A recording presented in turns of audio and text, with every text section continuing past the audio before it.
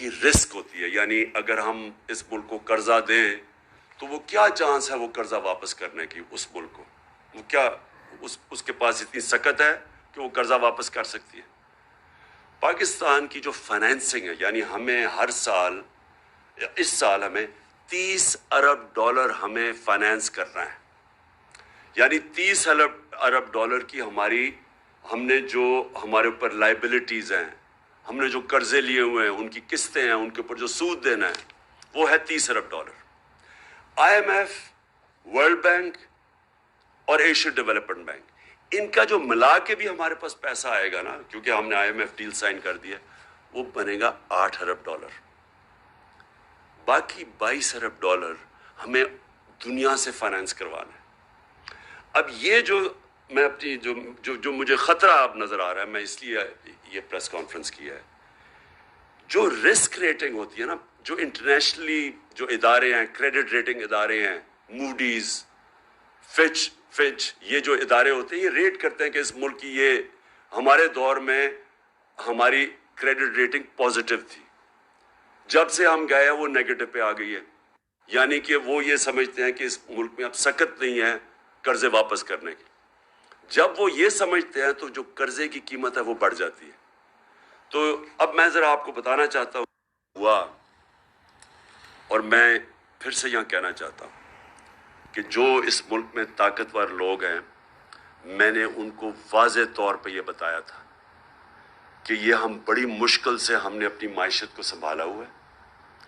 اگر اس ملک میں سیاسی استحکام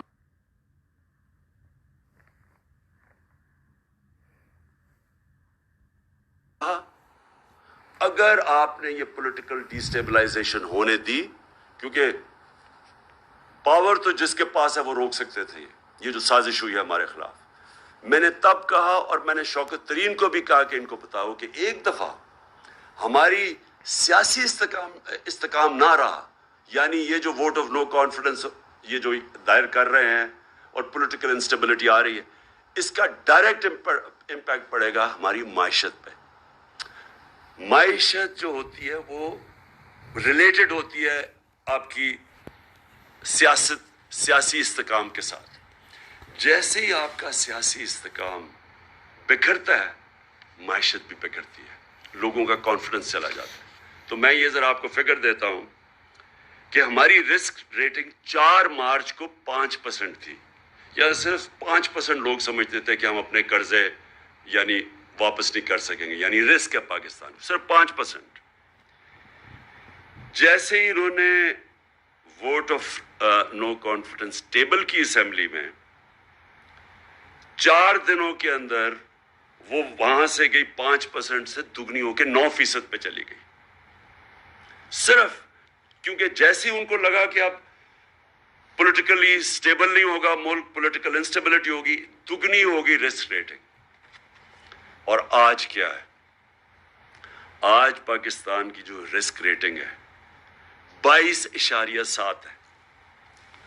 22.7 کا مطلب یہ ہے کہ ہمارے لیے باہر سے یہ جو ہمارا $30 ارب کی فائنینسنگ کروانی ہے, اس کو فائنینس کرانا مشکل ہو جائے گا. جو بینکس ہیں وہ ہمیں پیسے دیتے ہوئے ڈریں گے, کیونکہ رسک پہنچ گئی ہے 22.7%. میری جو یہ صرف میڈیا ٹاک اس لیے ہے, میں پھر سے یہ کہتا ہوں کہ اگر جلدی سے جلدی صاف اور شفاف الیکشن کرواؤ, مجھے اس کا کوئی اتنا زیادہ فائدہ نہیں ہے پرسنلی اس وقت, کیونکہ ہمارا تو اللہ کا کرم ہے کہ جیسے جیسے یہ ملک اس طرف لے کے جا رہا ہے, مہنگائی بڑھ رہی ہے, ان کی شکلیں دیکھ رہے ہیں, اپنے کرپشن کیسز بچا رہے ہیں, ملک سنبھالا نہیں جا رہا. ہمارا تو گراف اوپر جا رہا ہے لیکن ملک نیچے جا رہا ہے. اور یہ جو میں نے آپ کو بتایا کہ اگر اس ملک میں پولیٹیکل سٹیبلٹی نہیں آتی, یہ اس کی اکانومی اب سٹیبلائز نہیں ہونے لگی. ہماری جو اکانومی ہے, جو ہماری معیشت ہے, یہ اب نیچے جائے گی. اور نظر آ رہا ہے کہ مارکیٹ کو کوئی اب اعتماد ہی نہیں ہے, نہ اندر مارکیٹ کو اعتماد ہے نہ باہر. اس لیے میں آج سب کو کہنا چاہتا ہوں, اپنی قوم کو, کہ جلدی سے جلدی الیکشن کروائیں پاکستان کو اس دلدل سے نکالنے کے لیے, جس دلدل میں بڑی تیزی سے یہ امپورٹڈ حکومت ہمیں دھکیل رہی ہے. سازش تو انہوں نے کر دی, اپنے کرپشن کیسز کے اوپر تو انہوں نے آتے ساتھ ہی فیصلے کروا لیے. اب رمضان شوگر مل ان کی اس کے تو کیس فوری لگا ہوا کہ جی اس کا کیس ختم کرو. ایف آئی اے کا جو شہباز شریف اور بیٹوں کا 16 ارب کا کیس تھا, وہ بھی 4 گواہ بھی اللہ کو پیارے ہو چکے ہیں. مقصود چپڑاسی بھی چلا گیا ہے, جو انویسٹیگیٹ کر رہا تھا ڈاکٹر رضوان وہ بھی نہیں ہے. وہ تو ہو رہا ہے سارا کچھ, ملک کو یہ نیچے لے کے جا رہے ہیں. تو آج میں اپنی ساری قوم سے اپیل کرتا ہوں کہ یہ اس ملک کو اگر ہم نے مزید اس دلدل سے نکالنا ہے, اس طرح کی مہنگائی سے بچانا ہے جس طرف جا رہی ہے چیزیں مہنگی. آئی ایم ایف نے کہا ہے کہ ابھی بجلی اور مہنگی ہونے والی ہے, ان کی رپورٹ میں ہے.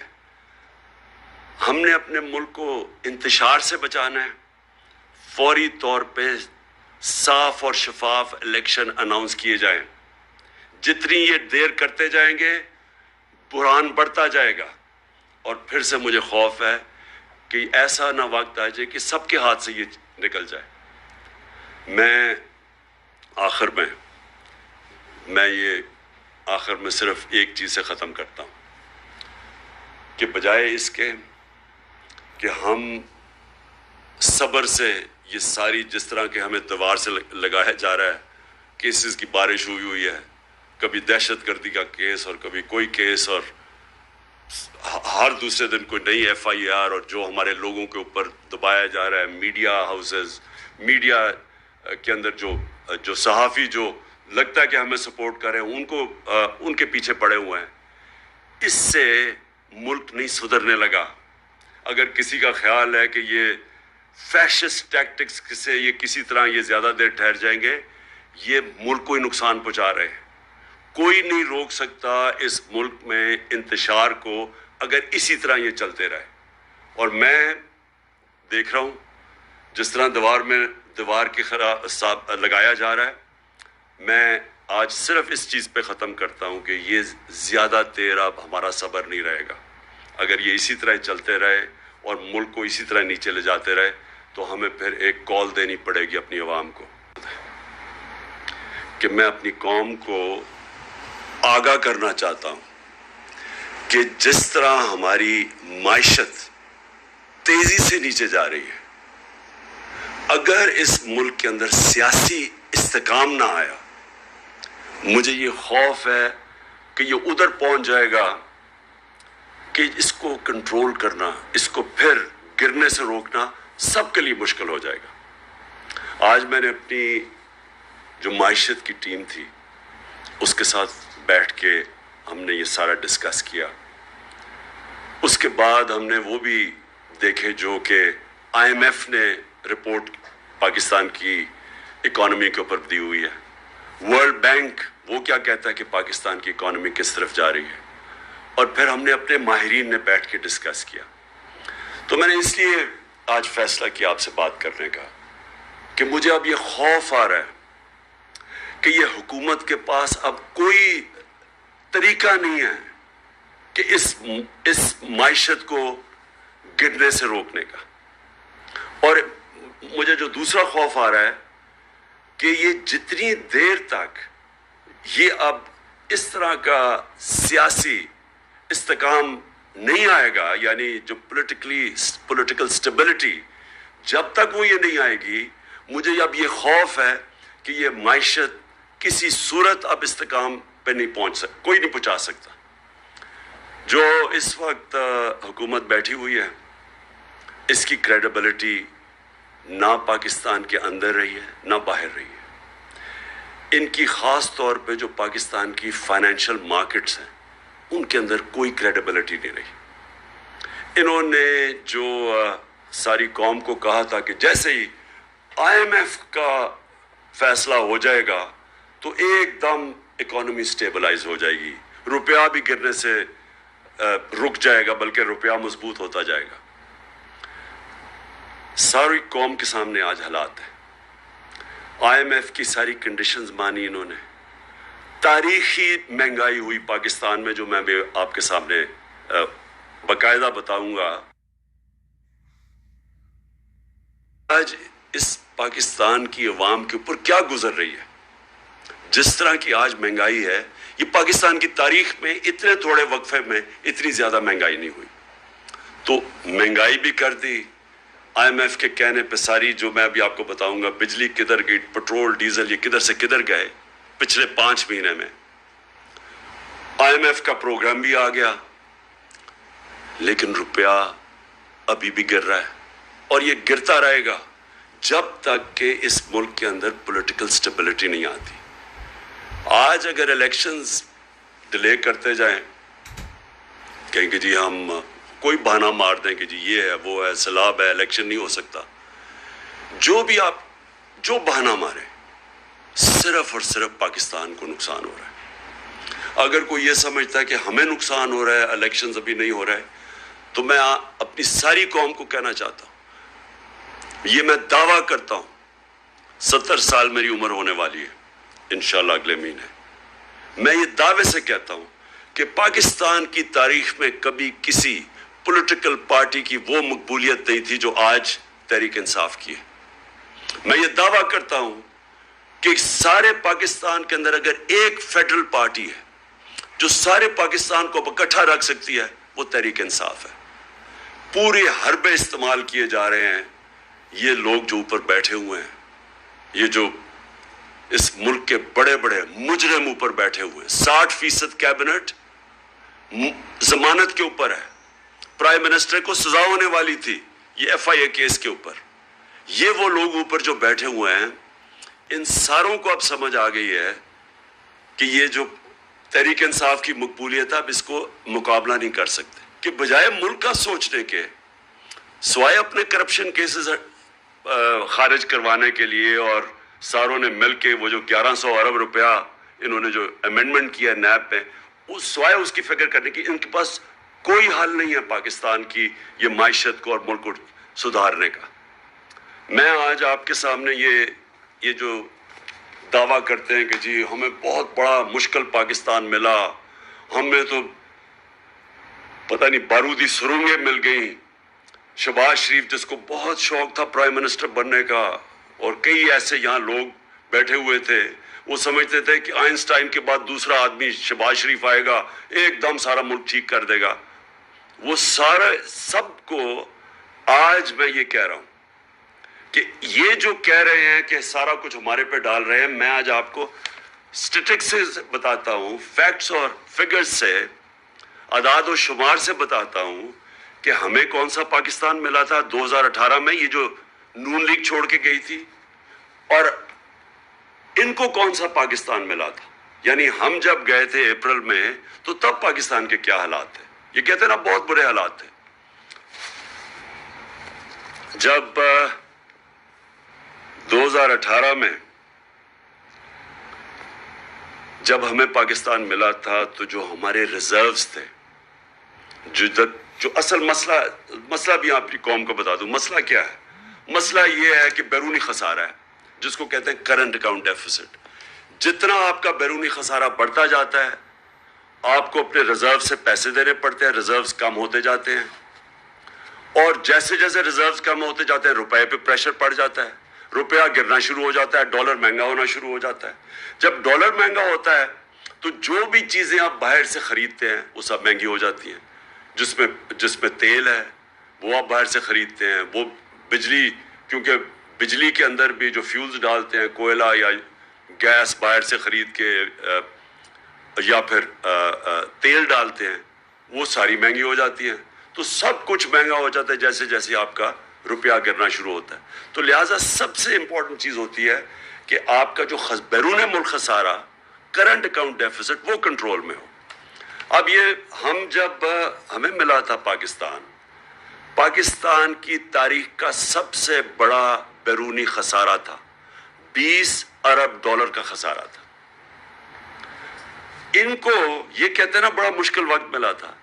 ان کو جب اپریل میں جو انہوں نے سازش کر کے ہماری گورنمنٹ گرائی تو ان کو جو کرنٹ اکاؤنٹ ڈیفیسٹ ملا تھا بیرونی خسارہ وہ تھا 16 ارب ڈالر. اب یہ سمجھنا ہے ہمیں 20 ارب ڈالر ملا, ان کو 16 ارب ڈالر ملا. ہمیں جو ہم ان کی ووٹ آف نو کانفیڈنس سے پہلے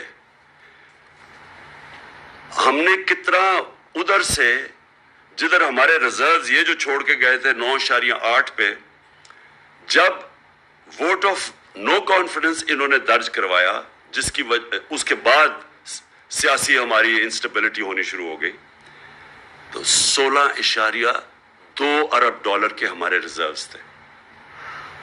پھر سے یہ جب چھوڑ کے گئے تھے پاکستان 9.8 تھا. جو ہم چھوڑ کے گئے تھے انہوں نے کہا نا بڑا مشکل پاکستان چھوڑ کے گئے. ہمارا ووٹ آف نو کانفیڈنس سے پہلے 16.2 ارب ڈالر کے ریزروز تھے. آج یہ آئی ایم ایف کا ڈیل بھی سائن کر بیٹھے ہیں اور آج ریزروز ہیں 8.8 پہ. اس کے بعد جو اب آپ کا جب بیرونی خسارہ ہوتا ہے تو آپ کیسے وہ کم کرتے ہیں؟ اب کیسے کم کرتے ہیں؟